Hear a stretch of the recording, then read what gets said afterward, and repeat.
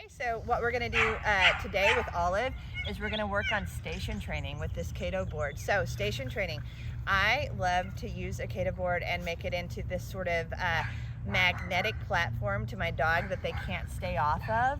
And then that way I could leverage the Cato board for stay training, for training positions. If I want them to be quiet and out of the way while I'm cooking dinner, I could just go and send them to lie down on their Cato board and tell them to stay there, and they're kind of manageable and out of the way and not underfoot. So lots of applications. I could also make a Cato board course where I send them from one Cato board to another, and so it's like agility without all the obstacles. But what I'm going to do first off is I'm going to introduce Olive to the Cato board, and I can't really remember how much training we've done with her on this. I think she's seen one before.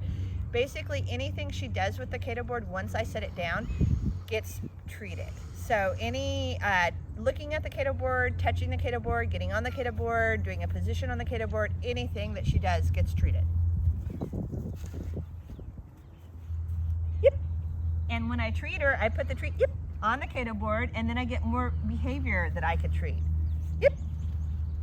So she hops over and off, but I make her get the Cato board, get on the Cato board to get the treat. So, what a good dog. Yep. Yep.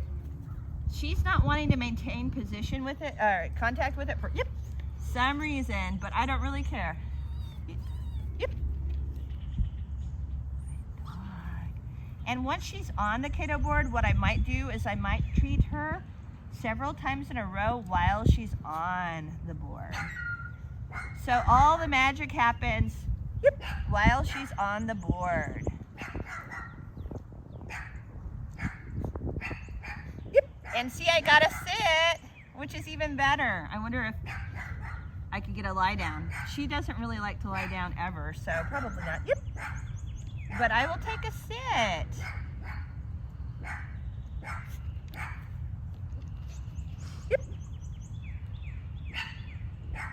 Off. So I told her off, and then I immediately picked up the board, and now I'm ignoring her, and that's all on purpose. So my dog was jumping on and off the board the first session, and that's kind of okay. But once you can get them on the board and you can treat them a few times in a row when they're on the board, once they're offering a sit on the board, what I like to do is I like to transition that more to a duration behavior. And what that means is I tell the dog when it starts and when it stops. So I put the board down right now, and then it's live. The dog can earn treats by getting on it, right? And so she can get on it, she can do positions. I try to feed her for maintaining contact with the board. And then when I'm done with the 1 minute training session that we're doing, what I'll do is I will throw a treat off, tell her off, or move her off the board in some way. And that's her release word. So hopefully she always hears off before she moves off the board on her own. And then once she's off the board, I pick it up so she can't get back on. And then I also ignore her. So she can't get back on the board because it's no longer live for training.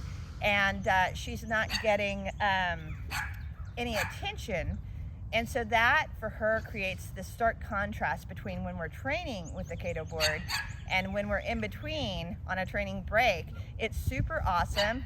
Thank you, Moxie. It's super awesome when we're on the Cato board, and then Mom picks the Cato board up, everything fun stops, and then I have to wait for her to put it back down again. So already we're building an eagerness in her for me to put the board back down. So now I'm gonna do that, and we'll see if her behavior looks any different, more enthusiastic. Yep. She immediately goes to the board and sits down, which I am super happy with. Let's see if we can get another sit. Yep. And I'm not really asking for, yep. Oh, I thought that was gonna be a sit. But it's a different behavior. Oh, she got off on her own. Yep. I'm not really asking for any behaviors.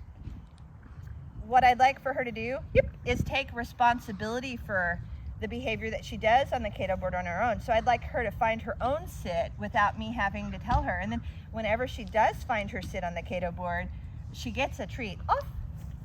And then I move her off, and I'll say, place. Yep, because I knew she was gonna run right back. And if you know your dog is gonna run right back to the Cato board, you could go ahead and cue them verbally to get on it. Off. I like to use the word place, P-L-A-C-E, place. Yep, So she's already into it after one session. These things are really magical. Off.